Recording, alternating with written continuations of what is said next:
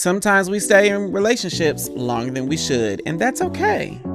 This is Dear Black Gay Men in the Morning, and the show starts right now.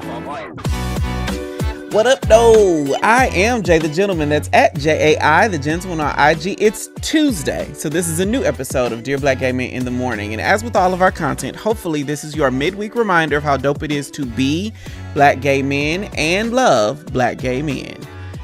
On today's show, we're reacting to this couple, Dre and Chris, doing couples therapy exercise on expressing what they love and hate about each other. I hear it gets really juicy.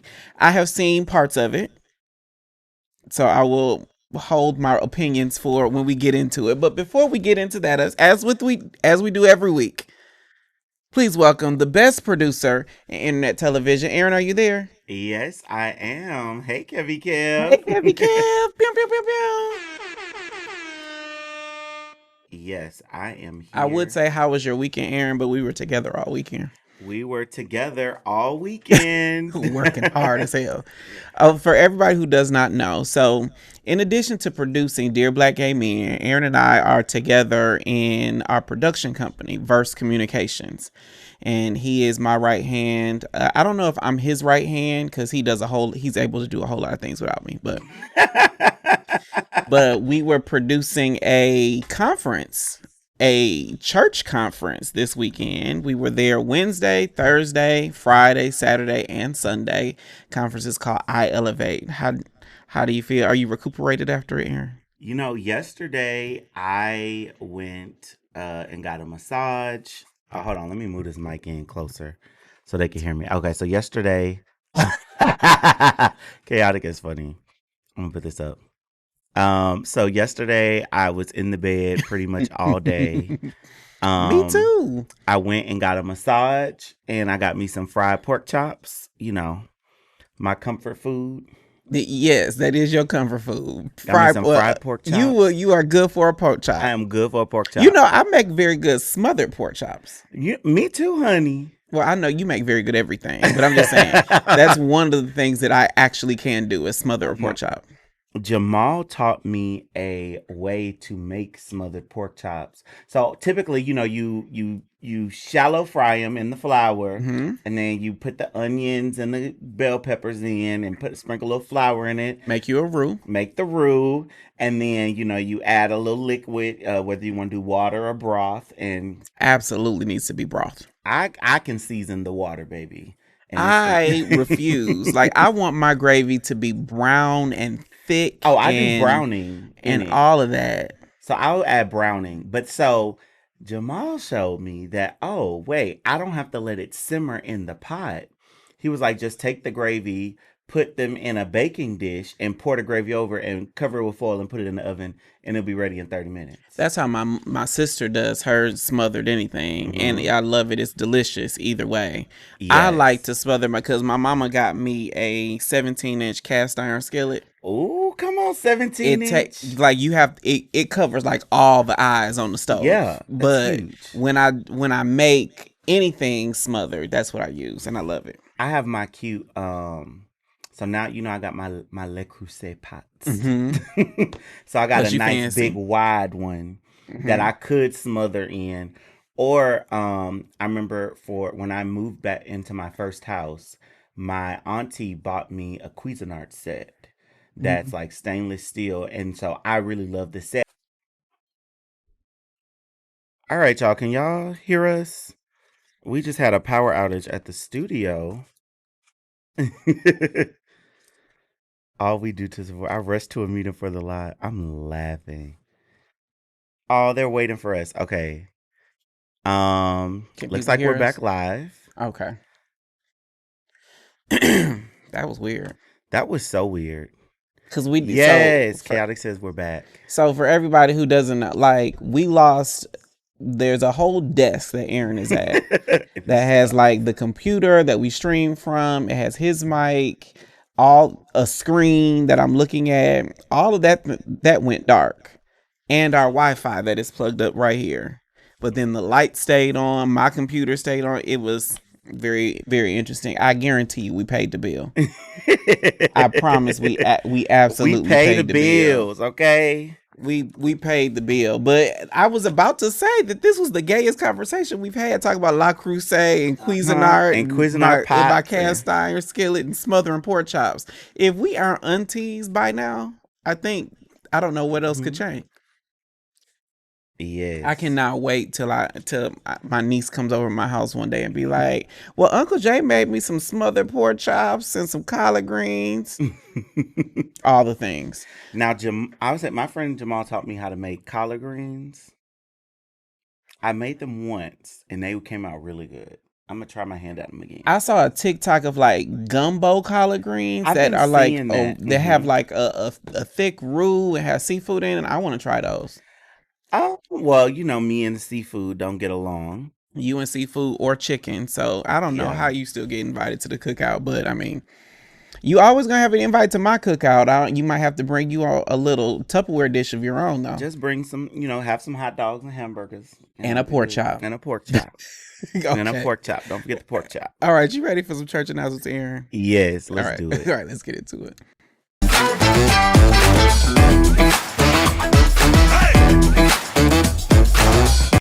Okay, I'm sorry if that was so loud for anybody else, because that was loud as hell here. Okay, you can we bring new content every day here on Dear Black Gay Men. You can subscribe to us on YouTube and watch all of our live content, like this show, Dear Black Gay Men in the Morning, or Thirsty Thursdays, which we just wrapped for the season. Make sure you hit the notification bell so you never miss a post or a live show. And then you can join our newsletter for free, where me and our contributors do a deep dive into our sex lives and our love lives and our gay lives and our dating lives. It's all gay all the time. This week, do you got one? One what? The highlight. What you mean? For Substack, you got one? Oh, my button ain't on. Okay, hold on. But this week I wrote a piece. I think we got it. Even if it's not in there, I wrote a piece called "You Make Me Feel Safe." You make me feel safe and nasty, something like that. And it was recounting a story that you make me feel safe and nasty. That's rare. It was recounting an entanglement. I had a regular, one of my regulars that he cried while we were having sex. I made him cry. You made him cry. Have you ever either been the giver or the receiver of that? Like someone was so vulnerable that they shed tears? No. I guess I would say vulnerable that they had an emotional expression that you wouldn't expect during sex. Yes. Okay. It just wasn't tears. But you have had someone be like emotional and something came up that you would. So I've had somebody who had like a slight seizure. I've dislocated someone's shoulder. I've made people cry. Oh. Let me tell you the story about dislocating my shoulder. Okay, this was my first boyfriend, right? I was 19 years old. And he lived in Dallas. I lived in San Antonio. And we used to drive to meet each other in Waco, which was a little more than halfway between us, right? Mm-hmm. And this is back when The Practice was on TV on Sunday nights. So remember the private practice? No, The Practice. What's The Practice? With Dylan McDermott and the thick girl that got all the earrings. Oh, and Lisa Gay, something. It was on, this is like 22 years ago, right? Okay. But we would link up. We drove to meet each other on a Sunday, Labor Day weekend. Sunday night, we watched Desperate Housewives and The Practice. But while The Practice was on, we cuddled up in the hotel bed and he gets on top of me on the commercial break. He wants to like get a little frisky. And then the show comes back on TV. And I was like, okay, let's go back watching the show, because I was really into The Practice. He's on top of me up here. I'm trying to get to the TV. So I pushed him this way. Mm-hmm. He falls on his shoulder. And next thing you know, all I hear is a big pop. Dang. Dislocates his shoulder before I could even get any. Here's the gotcha though. We driving through racist ass Waco, Texas, trying to find a hospital so we can put his shoulder back in the socket. Oh yeah. And then on top of that, I thought his name was one thing. His name ended up being a totally different spelling of it, a totally different pronunciation. So now we in the hospital. They all looking like, who is this man? Don't even know your first name. Ironically, we were still together, but I have made some interesting things happen. That was a long time ago. I am not violent. I do not dislocate shoulders on a regular basis. So, hey, Jamal. But just know that I've been in some very interesting situations. And this particular story on our Substack is another interesting situation. He expressed some things. Biran had said he had an emotional nut. I would too under Jay. Okay, guilty. Okay. But you can subscribe to our Substack. There's new content every single day. I'm actually going to be starting. What do you think about this, Aaron? I want to Substack something every day till we hit 50K. Oh, so you mean like a post every day? A post every day till 50K. I think you can do it. Like, people are booming on Substack, and Substack for us, we offer free content, we offer paid content, but it's a thriving community. Like people that are watch the show regularly, like Panthro, he be in the comments and we have really interesting comments. So I'm like, what if I just went hard every day till 50K? That's what's up. Okay. I think that's a great goal. Okay. So we go live. Am I supposed to hit this button? Nope. Where am I at? Okay, we go live every Tuesday and Thursday right here on Dear Black Gay Men in the morning at 11 a.m. Eastern, 8 a.m. Pacific. Substack, we've got new content every day. You can join for free at dearblackgaymen.substack.com. And you heard it here first. I'm going to be substacking something every day till 50K starting next week. I'm going to commit to that on Monday. Y'all can hold me accountable. Tuesday is July 1st, right? Yes. So we're going to start in the month of July, every day till 50K. And then we just wrapped, hey, Cozy Fitness. Hey. Okay. And then we just wrapped our Pride season for Pride Month. We had 3 live shows, June 5th, June 12th, June 19th. We had such an amazing time. I want to thank all of our partners, especially NASM, which is a local nonprofit here in Atlanta, as well as our presenting partner, who was Vive Healthcare. Without their partnership, we could not make this possible. I really appreciate everyone who attended, everyone who got a ticket. We gave away merch. We did the big things. We talked about leather and friends and all the things. I was really, really excited. And I want to thank, I think we got new channel members, right? Yes. Okay. Do I have buttons? No, just announce them. All right. Thank you for supporting what we do here at Dear Black Gay Men. Who are they? Oh, are they on the card? Yeah. Oh, okay. Eugene Sims is our newest YouTube member. J. Martin Fitzhugh is our top commenter. I think this is the second or third time. And then we have a new Substack member named KB. Appreciate you for your support. Yes. Remember, becoming a YouTube member is the easiest way to support what we do here on Dear Black Gay Men. Members get access to exclusive conversations and members only chat, behind the scenes content, and you can join me to chop it up right here on the show. Becoming a YouTube member is one of the easiest ways to support what we do. Just hit the join button under this episode or send a super chat of any amount. For all the latest updates, follow me everywhere on socials at JAI the Gentleman on Instagram. That concludes our church announcements. Please govern thyself accordingly, and we will be right back. Do you know your HIV status? When you do, you can take control of your sexual health. HIV self-tests give you the power to decide when and where to test. You just swab and stick it in the tube. Test in the privacy of your own space. You can set a timer, sit back, and wait. In as little as 20 minutes, you'll know your results. No matter your test results, you have a community waiting to support you. I love being able to test where I want. I love that it's confidential and quick. You gotta love free. It makes me feel empowered. When I show myself love, I show my community love. It's important to know my status. It's important to know your status. It's cool to know, you know? If we all get tested, we can stop HIV together. Learn more about HIV testing, including free HIV self-tests, at cdc.gov/HIV self-testing.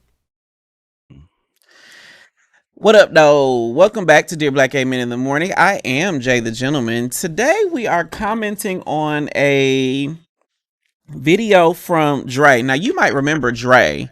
I don't have a picture of him. You'll see him when we start. He was on The Real World. He went viral a long time ago because he is a black gay Republican. And then he went viral again most recently because he says he doesn't get tested. He feels their energy. Huh? Did you ever see that? No. I wish I had the clip, but he said my algorithm has protected me from that. He said he doesn't get tested. Now, mind you, on the podcast he was on, it was posted by presumably a black gay person. He was like, "This is weird," but that was the conversation. But today we are talking about Dre and Chris. They are a couple. They're doing a couples therapy exercise on expressing what they love and hate about each other. I have seen bits and pieces of this, and they have chronicled their story as a couple on Dre's YouTube channel. It's going to be interesting. Before we jump in, Aaron, can I put you on the screen? Yeah. There you go. Okay, before we jump in, would you ever willingly volunteer to talk to your partner about what he hates about you?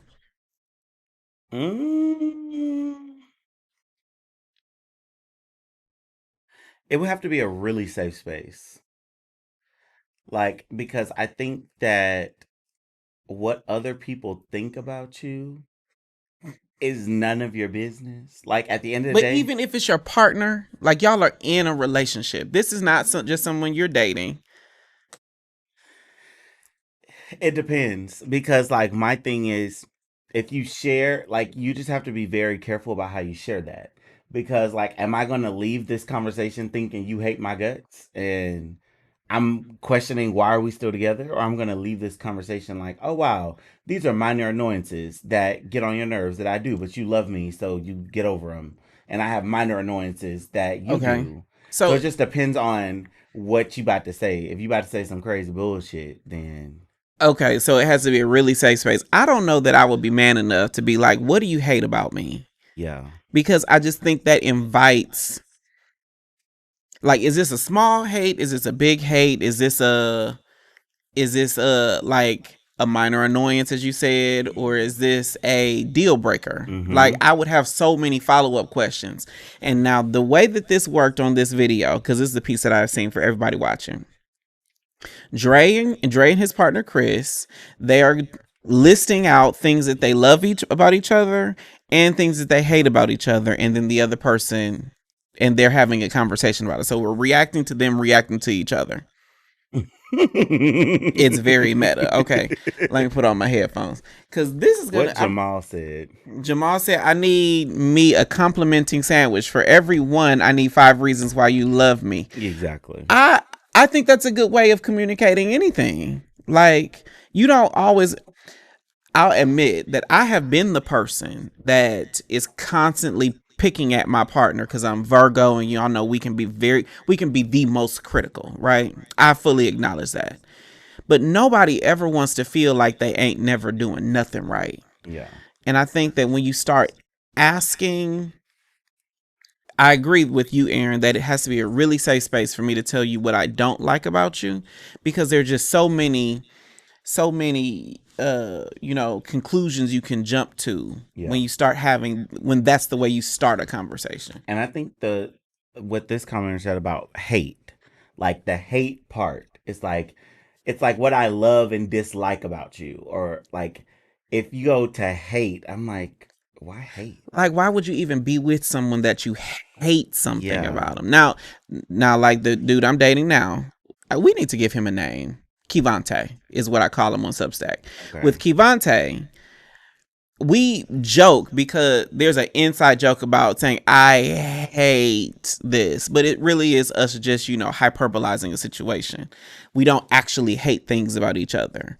But, everything ain't, green pastures and daisies. Sometimes you got to deal with facts. Like, I'm not crazy or self-centered enough to think I'm just God's gift to everybody. Don't you though? So, but it's like, there is some self-awareness. Okay, Cozy said, I hope I'm saying that right. Cozy. Like if it were an N, it'd be nosy, so I'm assuming it's Cozy. But Cozy said, I love feeling challenged. I don't know that for me, I don't know that hate is a challenge. Hate feels like it's something I can't fix. Living Life 2024 says, yeah, I feel like using the word hate can be a little off-putting. Why not? Hey, babe, what are some things that we can improve upon in our relationship? And let's talk about what's working too. I like the way that you put that. Let's see what DeAndre and Chris are saying about this. You ready? Yes.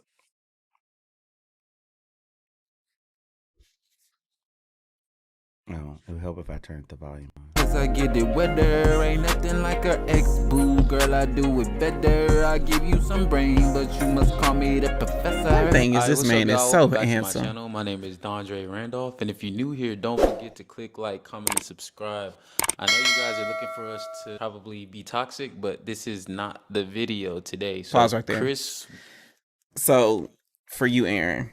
Now, I know your algorithm protects you, but my algorithm has done a deep dive on DeAndre and Chris. Mm-hmm. And baby, when I tell you the next like 3 videos in this series are so toxic. Really? So toxic. It's like I grew up on the Planeteers and Teenage Mutant Ninja Turtles. And they like the villain was always trying to put toxicity into the atmosphere, polluting it, looting and polluting is not the way. Hear what Captain Planet has to say, the whole thing. They are like mutant plunder kind of toxic level. Hey, what you know, Joe? But let's see what they giving on this one. Okay. Randomly hit me up and was like, he got an idea for a video. No, it wasn't for a video. It's just an idea for our relationship, period. Yeah. So today I was just looking up like cool or like fun exercises that you could do with your partner. And one of the exercises was writing a list of likes. And this is going to be a horrible question, but looking at the two of them, which do you think is the toxic one? I can't tell yet. You can't? Y'all let me know. Based on this freeze frame, DeAndre is in the black on the left. Chris is in the white on the right. Which of those do you think is the toxic one? Tap in, let me know in the comments if you can tell by looking at them. I mean, you said something earlier in the show, but I can't remember what you said about somebody basically being toxic or something. Like, not toxic, but they were talking about they are Black Republican and stuff. Which one was that? I ain't gonna tell you yet. Oh, okay. Because now let me be clear. A Black gay Republican on its face is not toxicity to me. Like there are some Republican ideals that I absolutely understand. I don't support, but I understand and get how somebody else could come to that conclusion. Everybody's saying the one on the right. One on the right, meaning in the white, Chris, or is it your right or mine? Because my right is Chris. In the white. In the white. That's my right as well. Okay. That's everybody's right. Okay. So I don't think that being a Republican is bad or toxic on its face. I think what we do with polarizing ideologies, that's the toxic part. It's Chris. I know a messy queen when I see one. Shamar Will says the black. Okay, we shall see. The one in white gives me provocative victim. I used that word that term the other day, provocative victim. But Ryan, you on my rope, pimping. Okay, let's keep going. Dislike, of your partner, and then kind of just discuss the list, but mainly the dislikes. And if the dislikes were less than the likes, then you could probably work your relationship out. If not, then there might be an issue. So I thought that this would be a cool exercise to not only do for Dondre and I, but to share with you all. Because we're trying to work on our relationship and stop being toxic. No, literally. It's 2025. Like, we did the whole toxic last year. All of 2024. So it's like, let's at least strive to make it better. Yeah. They said it like we did minimalism last year. Like black was in. Try maximalism. It's not lapis, it's not turquoise, it's actually cerulean. It's cerulean. Okay, so let me ask you this, Aaron. Define toxic for you.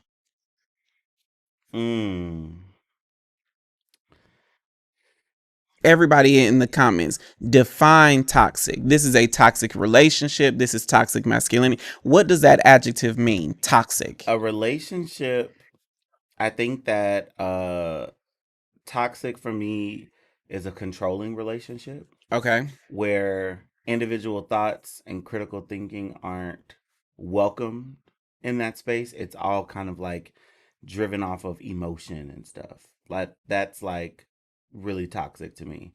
Or a relationship where your partner, you are, you're being what do I want to say? Like they demonize you being yourself. Like you being the person that you've always been, and now they have some sort of problem with it, but they've, been there. Have you experienced that before? Yes. Because again, y'all behind that desk be giving some very specific examples of things. I was like, am I the drama? Are you talking about me?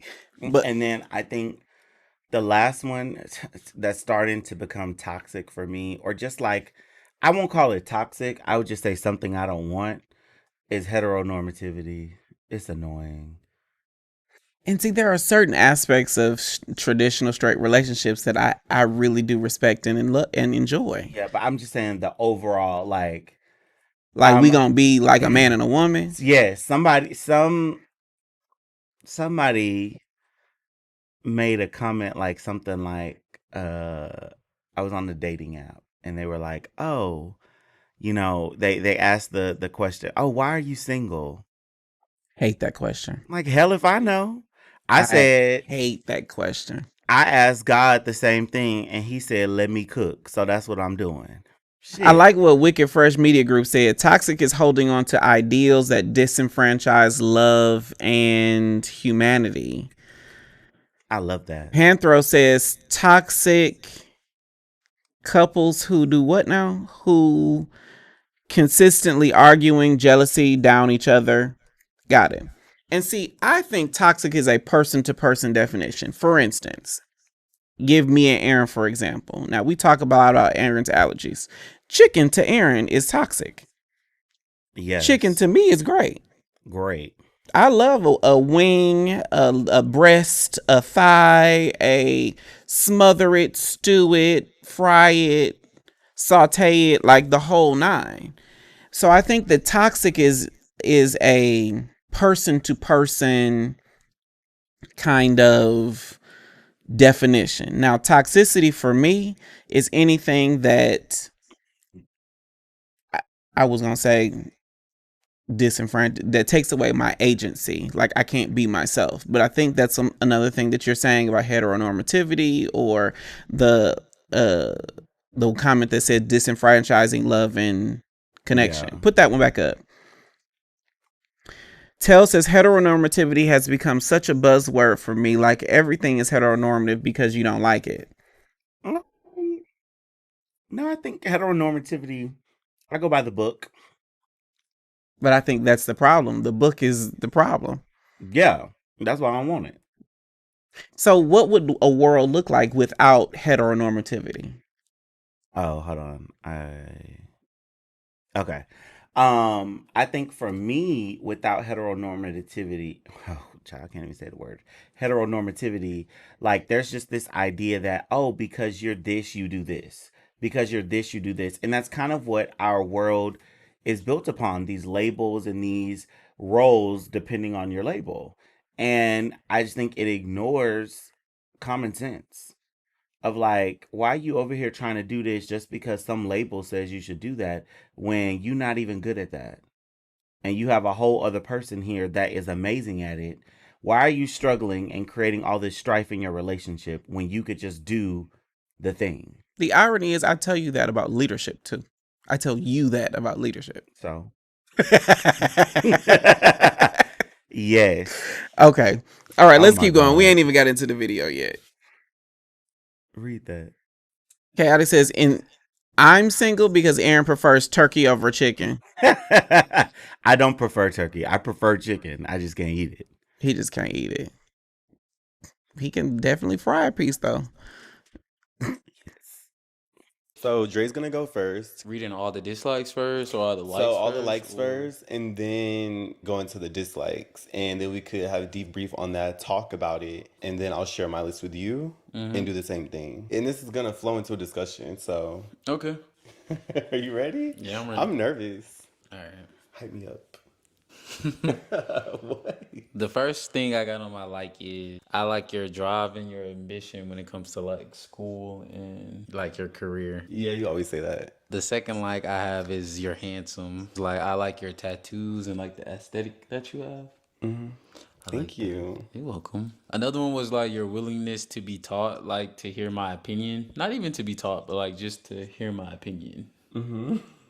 What do you Because I really value your opinion. You're one of the few people whose opinion I actually take into consideration. Because I know that you're level-headed, and I feel like some people are not level-headed, they're extreme. So, yeah.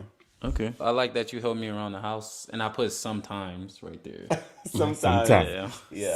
I like that you like schedule my Sometimes. appointments. You know, my doctor's appointments and like dentist appointments and stuff.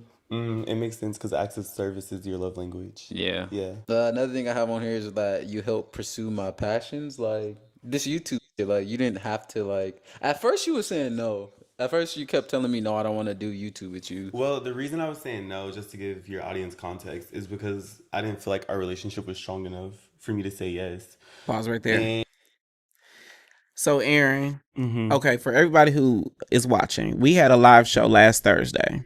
And during that show, our team, the production team, was split between doing Dear Black Gay Men in one location, and I was leading that, and then doing a totally different event in another location. Aaron was leading that. So we had a live show, and ironically, the one live show Aaron isn't attending, everybody in the audience is like, where the fuck is Aaron?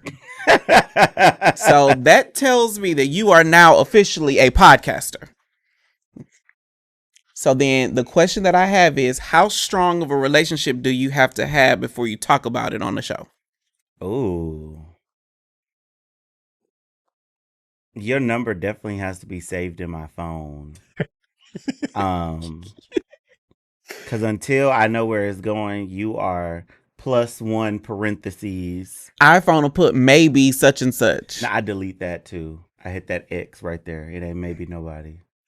So there is someone in my phone that is maybe such and such right now because I'm just like, ugh, I'm tired. I'm tired of the hoops that I have to jump through for this person. Oh, okay. It's professional. It's not personal, but I would say for me, it's it will have to be really serious because once you open up your relationship, like it's like levels to it, right? You open up your relationship to your close friends. Then you open up your relationship on social media. Then you open up now if you're on a podcast talking about your relationship. Panther just said, "Oh, I don't know if I like the tone of any of that." Oh, look at what B Rain. Aaron is now to Jay what Craig is to Auntie Maddie. Y'all are so sweet. Aaron is not nearly as problematic as Craig the writer. But what I was saying was Aaron believes they them pronouns have a place in our culture. Yeah. But keep going. No, I was just saying I just think that it's it would have to be really serious to open up and like make some YouTube channel that's based on our relationship, because that just takes a different level of tact and understanding of what should we share, what should we not share, how comfortable is this person that I'm in relationship with to share certain information or just all the things that come with it, or else it'll be super cumbersome. But what about just sharing lessons that you've learned? Because that's what I feel protects me. Because I'm very, very candid about my relationship status, what happens in my relationships, and so on and so forth. That's what the platform is built on. But I'm very particular when I'm talking about another person's experience. I don't ever want to come on and say this is what they did and why they're wrong, because that just creates mess and drama and bad karma. Mm-hmm. But I will say this is what I learned from having gone through this set of circumstances here. Yes. And so I think that the way that you share your relationship is different. Because, like, you still provide a level of anonymity and discretion to the way that you share your relationships. I don't share anybody's name except McQuan and you. Yeah. And Twink tech support. Yeah. Okay. Let's see. Hold on. What's Shamar say? Shamar said, am I wrong for if I ever wanted a relationship that I do not want to meet their friends or family or vice versa? Yes. Like, what do you want from them if you don't want to be a part of their life? Yeah, I think that's a super compartmentalized relationship. Panthro said, now, Aaron, if you cook duck, I'll fly to ATL. Oh, yeah, I'm making duck for Thanksgiving. Turducken? No, duck. Because you can't eat the kin in the turducken. Okay. You're not going to make no Cornish hens like Big Mama now? I don't like Cornish hens. Like, they're okay.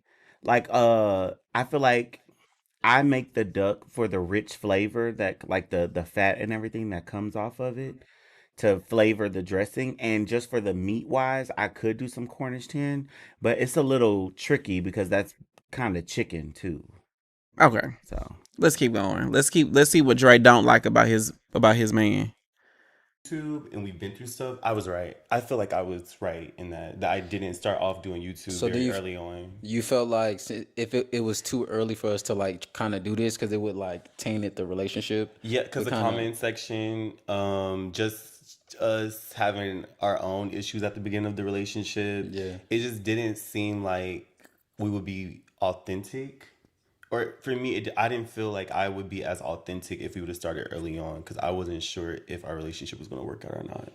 So it's like, why would I get on camera with somebody that I'm not even sure if this is going to work out with, you know? Yeah. But at this point, we've been through enough to where I'm like, we kind of got a solid base. Yeah, we have a solid base, so it doesn't matter. I also like how you remain positive, like throughout bad things in life. I like that about you because I like to be in my feelings and emotional about it, even though it like probably don't cause for that shit. But I feel like I'm a fairly positive person, but I just harbor in shit that I don't need to harbor in because I like the feeling of it. You waddle in your sadness and anger a lot. You sit in it, and I don't understand why you just sit in it. I don't know why I do that, and I think that's why I like SZA and like Summer Walker because I feel like they're catering to that emotion. Yeah, but it like that. I feel like that's why I'm level headed though. I feel like that's why I have good emotional intelligence because I like waddle and sit in that and like feel those emotions. So I feel those emotions, and then I'd be like, you know what? Yeah, I experienced me being sad, but now I'm like over it. I think so they mean nobody wallow. can really tell me anything, make me feel that type of way because I already made myself feel that type of way. You see what I'm saying? That's a very Libra quality to kind of go off by yourself. You deal with yourself, and then you come back to the world. Yeah, very Libra. And I feel like it makes me more like strong. It makes me stronger because it's like nobody can put me in that mood. Yeah, unless I'm like really in love with you, or it's like my mom, my family, like something. They can like trigger me, but like any other person, it's like it's very hard for them to like get me to that level of like sadness and stuff. And the last thing I have was like you just give us the relationship hope, like even though we like, you know, be going through and be toxic and we both be drained. It's like you find like little stuff like this video for us to do. Well, not this video, but like little activities and stuff. Like, and then you recommended us going to counseling one time, and we did that. So I like that. Oh, that's a good point. Yeah, I'm like, where's the toxic part coming in? Is that in the hates? We're gonna see. Okay, how soon before you would start counseling with a partner? Oh, you would have to be my man, and we had to be on marriage track before I start spending money. Not spending money, but like counseling is a huge commitment. And so I would just need our level of commitment to each other to match that at that time. Okay. Jamal Smoot said, I hate that we have to think that deep about sharing our love.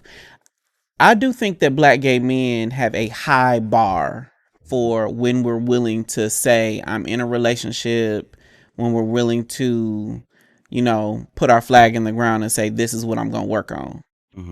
But I also know that every counselor that I've ever talked to says people don't seek out counseling soon enough. That's interesting. Like whether it is individual counseling, like therapy or couples therapy or talking to somebody, every counselor that I know says we do not seek it out soon enough. I was gonna say I talked to my therapist like when it comes to talking about a man, like you say, who do I tell the man about to tell if I have a man who gonna know first? My therapist.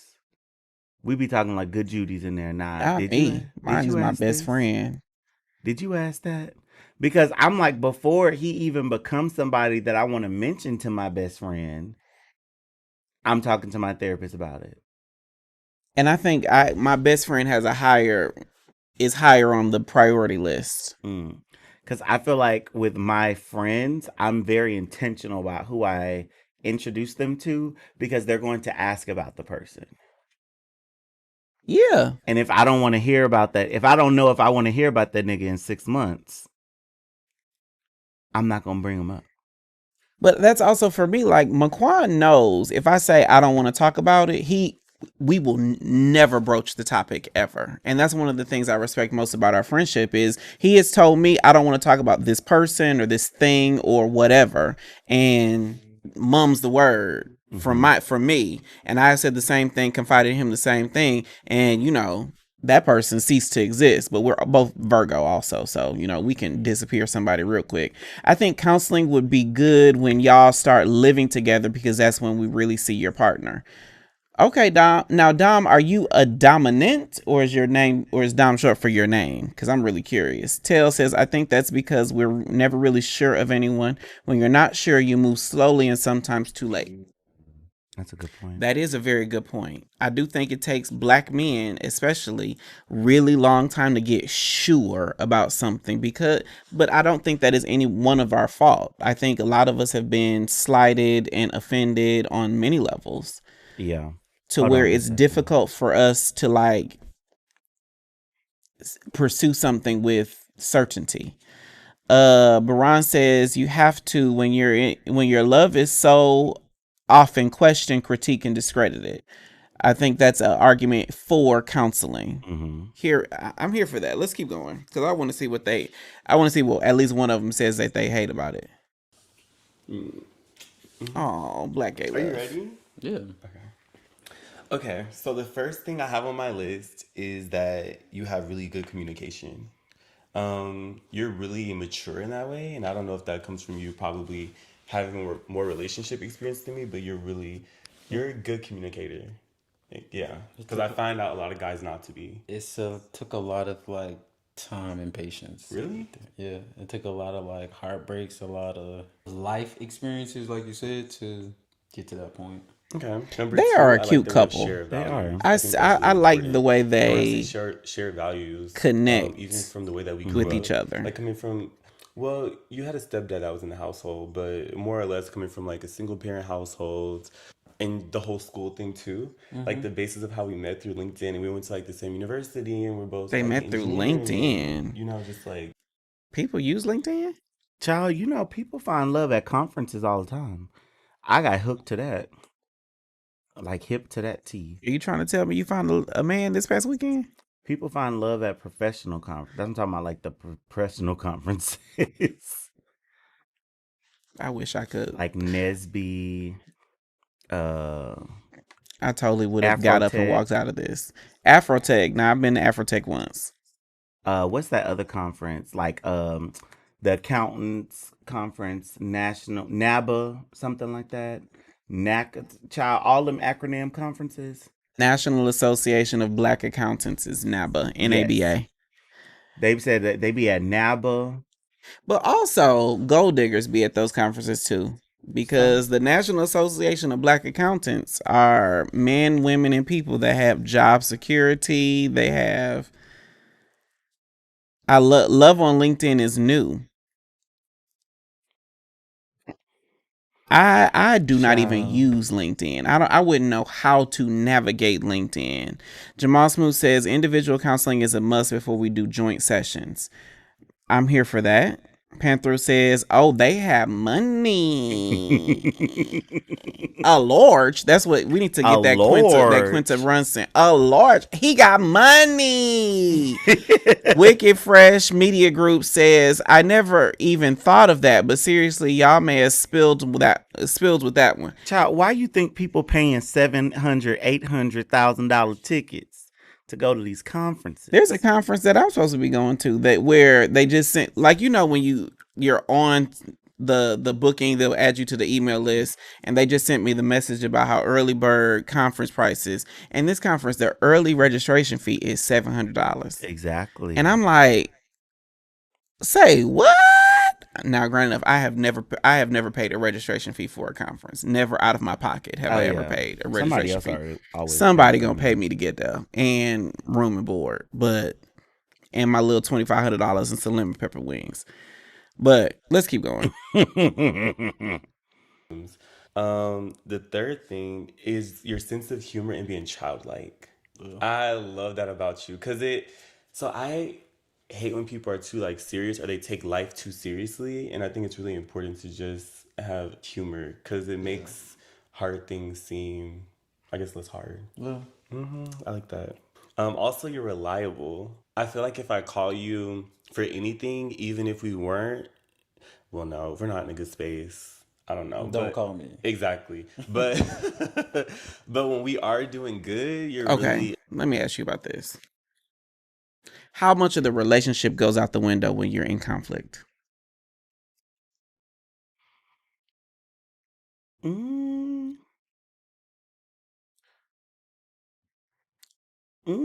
Our communication. Like how much, when you establish norms of this is how we connect, whether it's communication or sex or what we do for each other, how many parts of that are you willing to compromise when you're in conflict? I don't know. That's a good question. I don't know. Because what I have experienced in my life, as well as what they have just said, is when we're in conflict, things ain't good.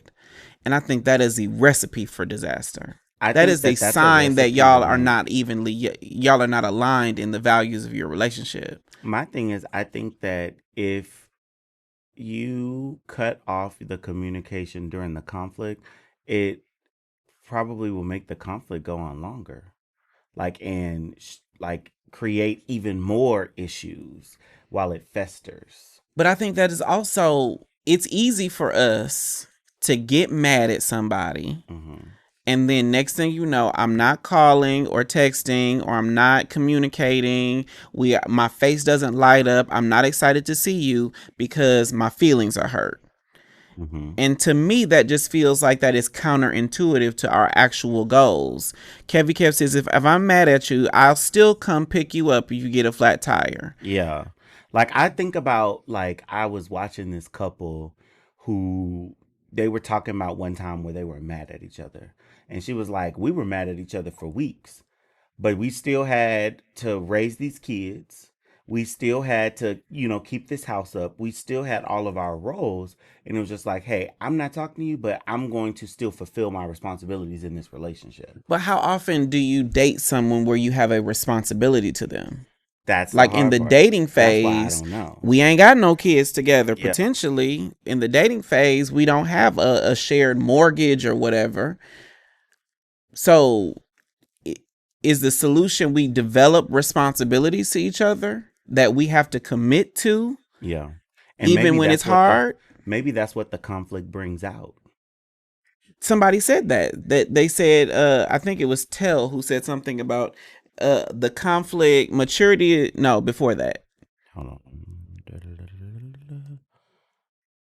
If your relationship goes out the window when you're in conflict, that actually is a testament to your lack of emotional intelligence.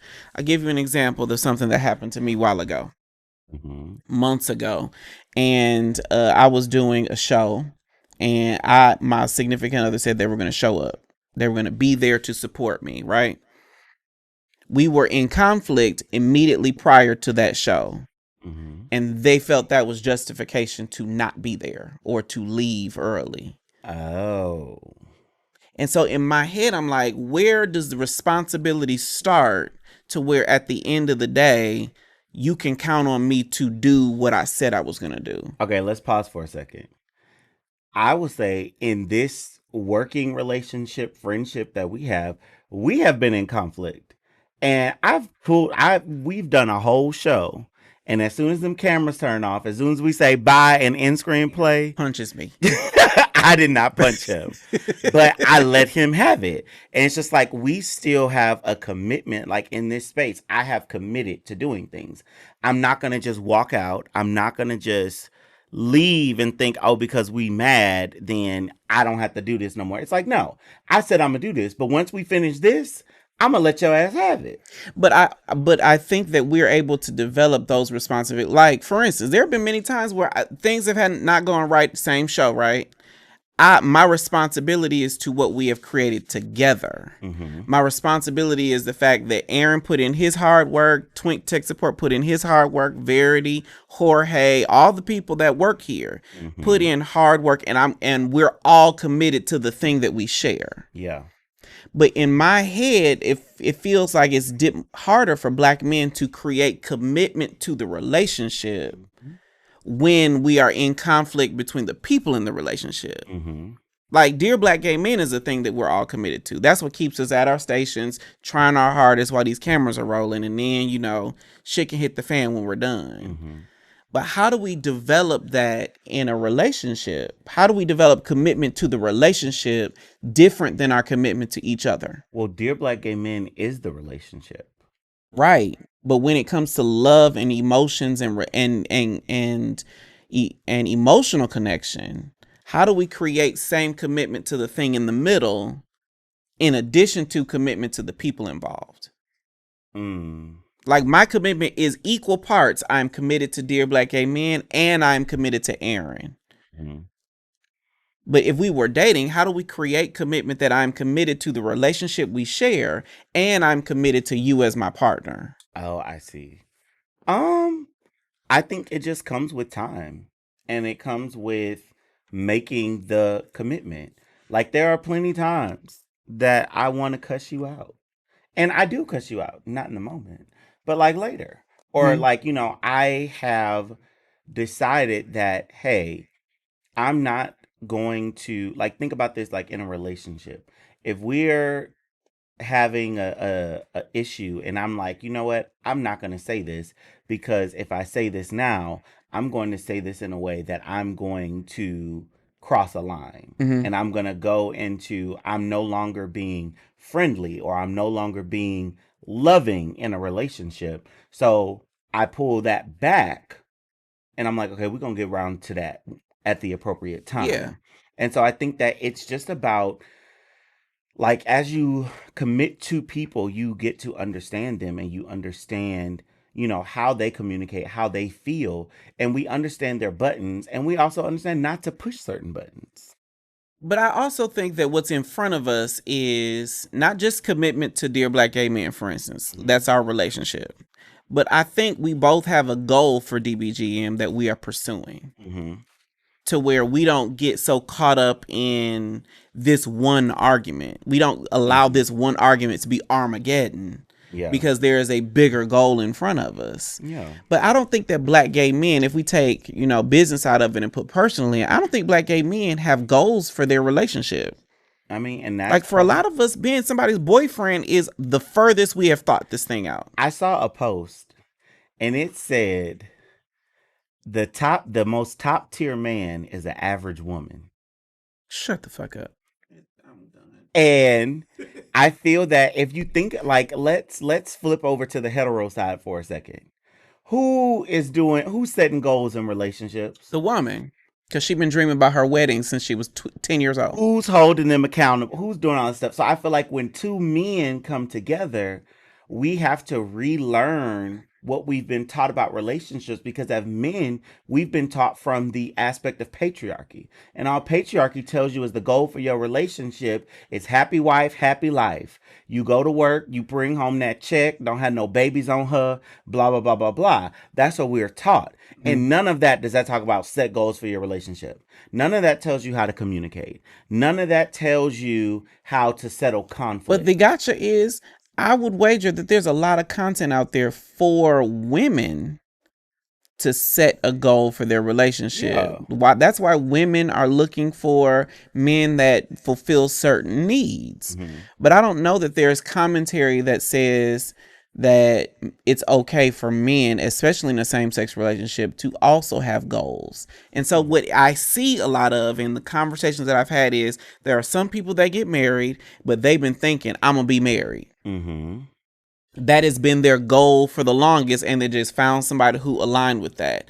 But for a lot of these girls and men and people in the dating pool, they have no goal for a relationship. They just want somebody they can take pictures with and be a boyfriend to, and that's it. And post, they trying to land your boyfriend by September so you could be in the plaid pajamas by Christmas.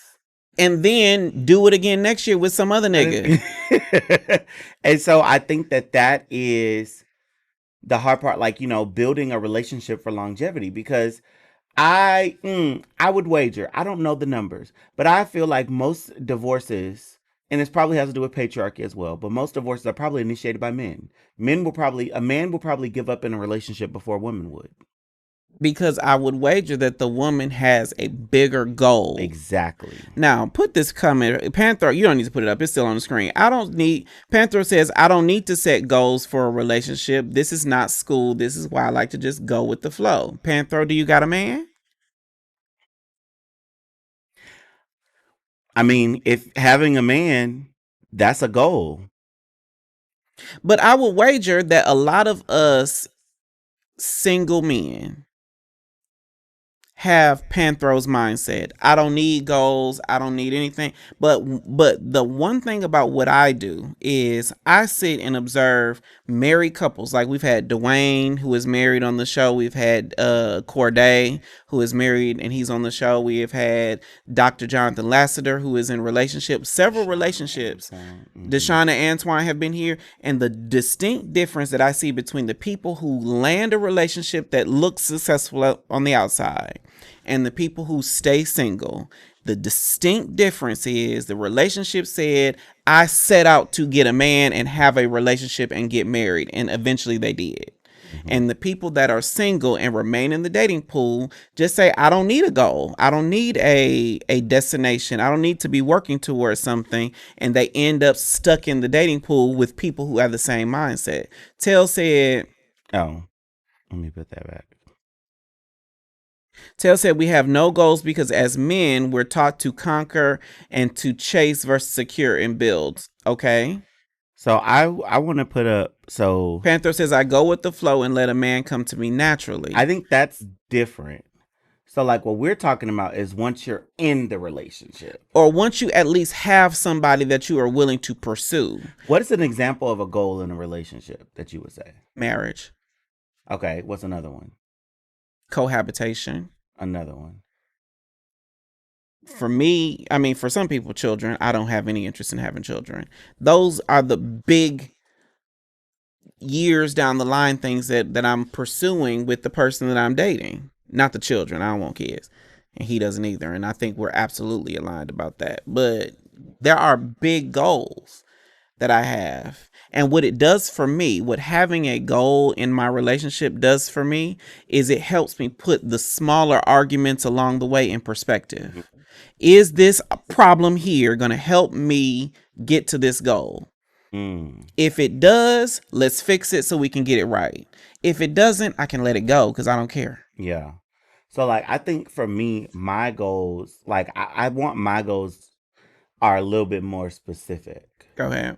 Like, yes, I want marriage, but I feel like, with me, I wrote like different like specific points. Like I want a healthy marriage that is, that we can, openly communicate with each other, that we can, not just be each other's best friends and lovers and things, but like each other's confidant and safe space. Yes. And safety is a big goal for you. Yes. I know that just being your friend. Exactly.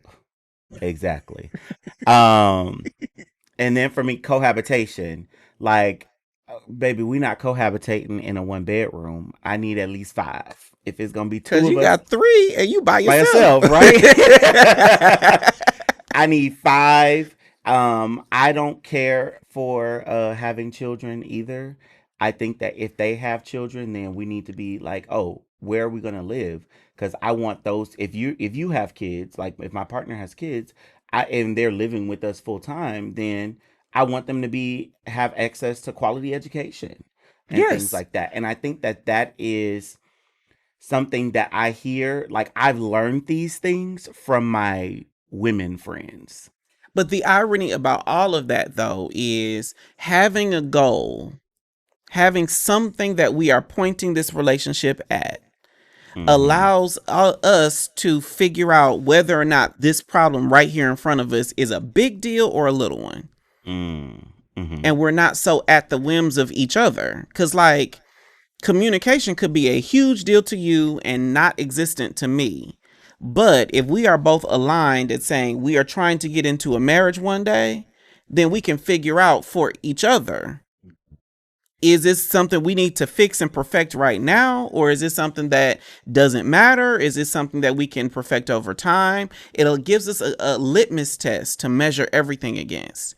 Kevin Kev says, shame on you, Jay, for wasting all of those children in your...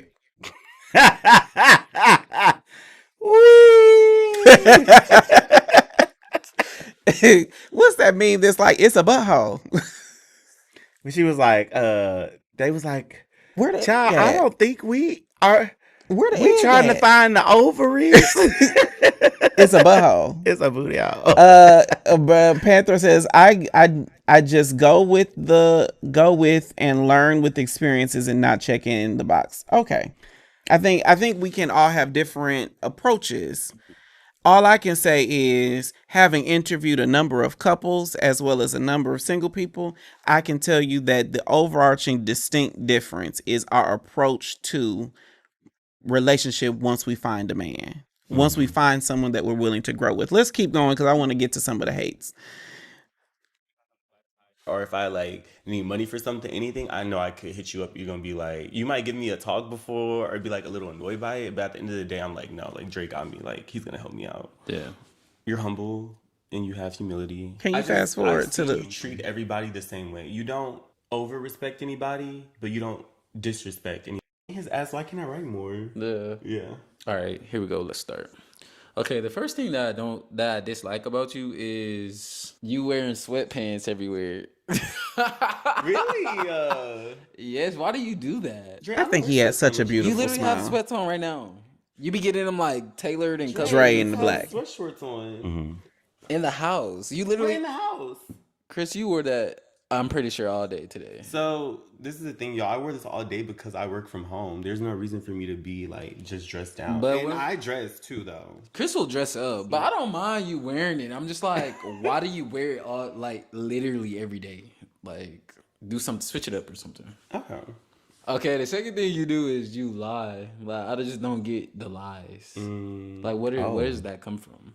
I don't know. I just be trying to get ahead of stuff or like make things better, but it be making it worse. Because you be thinking I'm stupid, and it's like you still be trying to like go on with the lie, and I'm like, you're caught in your lie, so why are you still trying to like defend? Could you rebound from a relationship with a man who lies? Listen here. My mother is pestering me about becoming an attorney because how it's a mixture of the ADHD and the spirit of discernment. But baby, I can spot a lie from miles away. Okay. Miles. So let me ask you this. When you approach a lie, you see a lie coming at you. Do you need him to acknowledge it, or is just seeing it enough? No. The thing is, I do give grace. Did I ever tell you about... child, let me quickly tell the story. I was on a date with a man who was basically telling me he was a lawyer at the Attorney General's office. The part that sparked me is because random bits of knowledge in my head. In the city I lived in at the time, they didn't have an Attorney General's office. That wasn't the terminology they used. The terminology that they used was prosecuting attorney. So again, in my head, it just goes off, that's a lie. Okay. And it just kicked off this whole thing of literally I'm on the date, searching the bar and the prosecuting attorney's website. I'm like, baby, you ain't on here nowhere. Shut up. Okay, but once you see it, let's say you're in a relationship, you dating somebody. You're not just on a date, you are working on something with someone, and you see the lie. Do you need them to acknowledge it? Yes. Why? Because number one, it's like the code of honor. You've been caught. And see, I don't need any of that. And my thing is, the way I'm looking at it is, if you gonna continue this lie, like, and just continue it, then that's a problem for me. And see, because like, what if he had told me, oh yeah, I just wanted to impress you, da da da da, blah blah blah blah, all that stuff, I could maybe deal with that. But the thing for me is, I don't need you to acknowledge what I know to be true. I don't need you to confess. I don't need your mea culpas. I don't need your apologies. Like, if I feel in my gut that you cheating on me, that's enough for me. Oh, you're talking about cheating. If I feel in my gut that you lying to me, yeah, that's enough. That's enough. I don't need there to be any acknowledgement before I start making my own moves. Let me tell you, I brought up the fact that he was lying after he paid for dinner. Sure. Now on the first date, I hear you. But like, if I'm working on something with somebody and I just feel that there is something dirty in the milk, I don't need to find it. I don't need to put my finger on it. I don't need you to tell me. My intuition is what I trust. I see what you mean. Okay. Yes. Like, my thing, and to that end, I don't need anything from you. If once I feel like, the vibe is off, yeah, that is enough for me to start making moves if necessary. Holla at your boy says, I need you to be aware of the BS you're telling me. And see, I'm not. Yeah, I don't need you to be aware of anything. I need myself to be aware. I think sometimes it's like that soundbite from that SZA song. You think I'm stupid? Yes. Like, you think I'm stupid. But them acknowledging that they think I'm stupid don't change the fact that you think I'm stupid. But I just want to let you know that I know you. Baby, see each other. We see each other. Go play them childish games somewhere else. See, I don't need that. Like, for instance, my story. I have been cheated on. And I didn't get the proof of it until years after we broke up. The person they were cheating with came up to me and was like, yeah, we were sleeping together. They volunteered that information. They came up to me. They knew who I was in my boyfriend's life because we were open. That's another key. We were open, but all you have to do is just tell me. I fucked somebody yesterday. I don't need to know who it was. I don't need to know what you did. Just let me know. Oh, I fucked somebody. And so something was off. I felt it.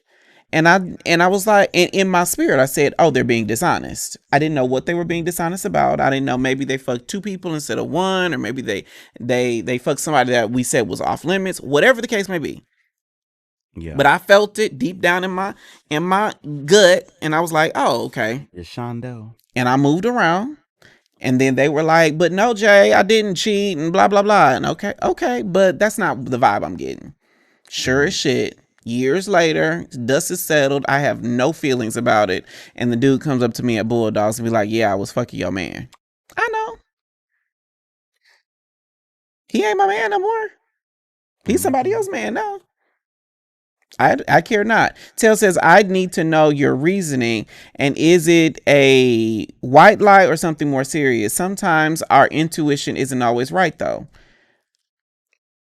I've known my intuition a lot longer than I've known this man. No. And I'm going to stick with the horse that brung me. And my gut ain't led me astray yet. But let's keep going about the dislikes and see what he says before we wrap this up. Okay. Pisses me off the most. It's not even the fact that you just lie, because it's like, I'm not stupid. Like, I know you're lying. Yeah. It's the fact that you try to keep explaining the lie and like sitting in it and try to convince me that your lie is not a lie, and you know your lie is a lie. Can I say something though? Sometimes you be thinking that I be like lying or going with the lie when I simply forgot. Okay, next thing. Look, I'm already getting pause right there. You really are.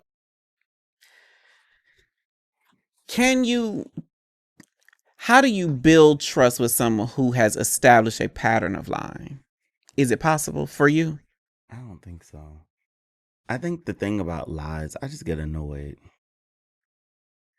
I get annoyed, especially if it's something that is big to you but small to me and you lied about it. Like if it's something I genuinely don't care about, I'm like, ugh, why you waste your lie on that?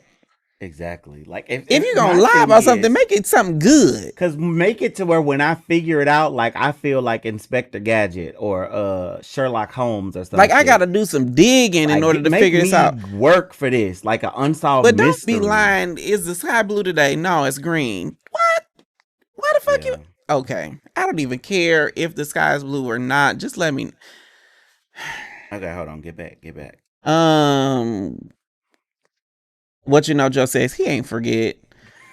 AC says you can't build trust. Baran says, for real though, you have the freedom, but you don't want none of the accountability. I think that there's a conversation inside that. Let's keep going for one more go, and we'll see. To lie in an open relationship, got it. Like, what are you lying? You hate it because you do it. But it's the fact that your lie be dumb and you get caught in it and you keep lying with your lie. It's the fact that I know you're smarter than like what you're coming off to be, and like you got all these good qualities and things that you're doing for yourself. It's making you look dumb as I do that. I do be playing stupid, and I'm not. I do play stupid a lot. Like I don't know what's going on. Yeah. like you doing. That's why I'm like, are you okay? Am I? Are you? No. Another thing is destroying and breaking things in my house. Like I do not like that. Toxic. Because I feel like I'm inviting you to my space. Why are you breaking, putting holes in walls, ripping off the? What did I read? Oh, the ring camera. The ring camera. Yeah, and then you put a hole in that wall. You threw that at the door. It's just like, why are you doing that? Because it's not like I can. It doesn't matter if you're upset. Like you shouldn't be like destroying shit or breaking shit in my house if I'm letting you over here. It's not funny. Okay. I'm not laughing. I'm thinking because you've. Pause there. Destroying property. Ever okay? You've been to my house. Yes. It's beautiful. If a nigga break anything, I don't care if it was $2. Yo, Aries coming out now. There will be don't come in my house and break shit. Like, I think that is just the ultimate disrespect. Especially, no, yeah. Mm-mm. The problem that I think exists in our culture, and I don't want to make excuses for someone who destroys property or exhibits toxic behavior or whatnot, but if we are to be honest, Black culture does not give space for men to express emotions. And a lot of times people feel like we go from 0 to 1,000 and we don't know what to do with all that energy. So unfortunately, that comes up in very destructive, very toxic, very problematic ways. Now, I don't want to make excuse for them, but a lot of us don't have the tools necessary to navigate conflict with someone we love. See, what I've had a lot of examples of destruction of property and why I think that's a hard deal breaker for me in a relationship. Because I've just seen it go left. I remember one person I know, they were in a relationship and that person had access to their house. They got mad at them, and this person had an expansive shoe collection. They went in with a knife and like cut every shoe. Like you cut my shoes, I'm cutting you. Every shoe. And I'm just like, there was definitely some escalations that got us here. You saw a lot of things that you ignored. So I'm very sensitive to that. I'm like, if you show any kind of like that toxic way that you address and express yourself, it's a no for me. It's a no. But Ron says, if you have some type of pent up aggression, I'll book you a rage room. Exactly. But you don't ever break my shit. I find it so inconsiderate and selfish. I absolutely agree. I absolutely agree. Now, I have been to it. Have you ever been to a rage room? No, but I want to go. My rage room was kickboxing. A rage room is cathartic. Like to be able to like break shit and be destructive and all those things. Yeah. Break anything in Aaron's house, you better be prepared to get rammed. Yes. Now I have never broken anything in Aaron's house, and when I tell you he has still punched the hell out of me a couple times. I know better. I know better. I know better. I remember one time, my two best friends in college, we all lived together. And so I went away for the weekend to take some of my stuff home, and I'm coming back. They were all leaving before me. So I'm thinking I'm coming back to, all the stuff is gone. It's just my stuff there. Yeah. I come back to the common area, still got dishes in it. Everything is still there. My friend done left stuff there, like everything. When I tell you I turned that apartment into a rage room, I broke every single thing. Well, we know where Aaron said it's on the on the rage. Okay, if you want to watch the full video from Dre and Chris. Yeah, Dre and Chris. The link is in the description. I am ready to comment on some comments before we head out. You ready, Aaron? Yes. Let's go.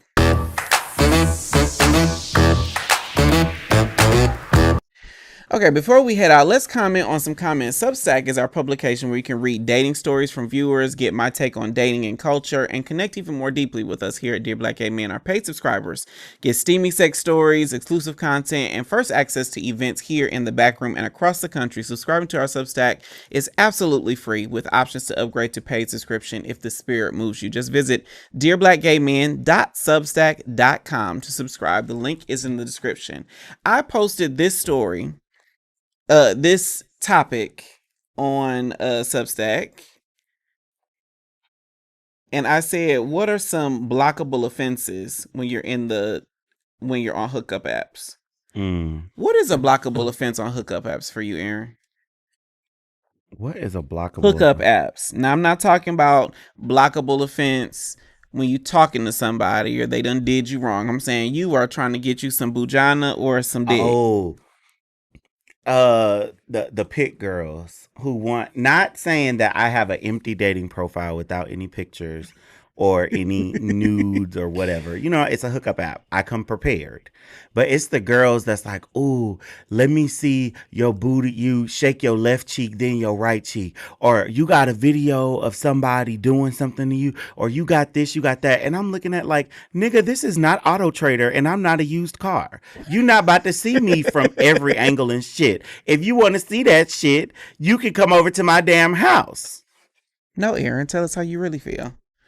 But I will say anyone, usually in my experience, those are the people who only want the pictures and they ain't gonna do nothing in the first place. But is that a blockable offense or is that just something that you don't respond to? What you just said? Like, are you legitimately gonna block them or annoying me? And it's not worth it at this point. Okay, AC says, show me a gay man that is mild tempered and I'll show you him a ring in a minute. Okay, so Panthro, interestingly, Panthro on Substack says asking for pics but has no profile pics and minimal to no stats. No pic, no chat. Panthro is on Substack and in the chat. Hey Panthro, you're one of our faves. Another one, J Martin Fitzhugh said, first question is what am I into, but he doesn't live in my city and doesn't plan on visiting. BBC is one of mine. I will block anybody who uses BBC ever. I do not. But ironically, somebody says BBC, I'm offended. But if you say BBD, I'll give you a look or two. It's called cultural awareness. Baran says disrespect, race play, harassing, looking like a minor. Ooh, looking like a minor. That's a big one. Like, now, I take it the next step. If you are 19 or younger, no. Pass. For me, I'm not going to say what age, but what I'm going to say is I definitely take an opportunity I'm like, hey, you know what? I'm not comfortable meeting up with you to do this because of your age. I feel like at my age, I need to be more of a mentor to you and not a sexual partner. Now, I won't go that far into the conversation. I'm like, because for me, I've seen, that show. What's the show where they used to catch like child predators? To Catch a Predator? To Catch a Predator. Was it To Catch a Predator? Or I don't know why I was going to say, what would you do? But I've seen too many of those, and I don't need anybody popping up in my, I don't know. I would never venture out to hook up with somebody that young, but I don't need anybody doing that. There was one boy that reached out to me on the internet, and he was 19 years old, and the sex looked really good on camera. And the thing that my heart kind of hurt, because I'm like, you're 19 years old. I couldn't do anybody who I'm old enough to be their father. I'm 40. So 19, I could legitimately be your daddy. I just feel like I don't know. I just feel like, it seemed like you were sexualized at a young age.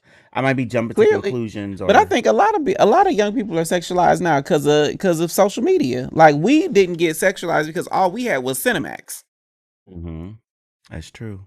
But there we are. Chaotic says, if you are not black and you mention my blackness, especially asking about my BBC.